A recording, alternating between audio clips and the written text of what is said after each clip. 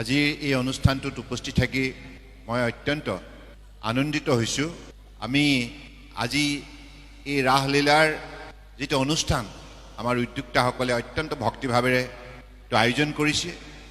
লক্ষ্য হৈছে উঠি অহা চামটোক সত্ৰীয়া সংস্কৃতিৰ সৈতে নিবিড়ভাৱে এটি শক্তিশালী সম্বন্ধ ৰচনা কৰা।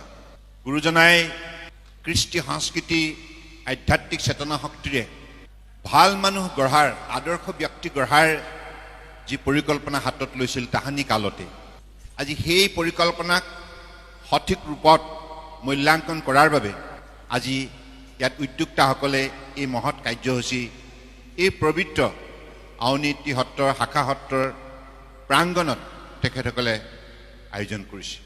মই তেখেতসকলক বিশেষভাৱে ধন্যবাদ জনাইছোঁ।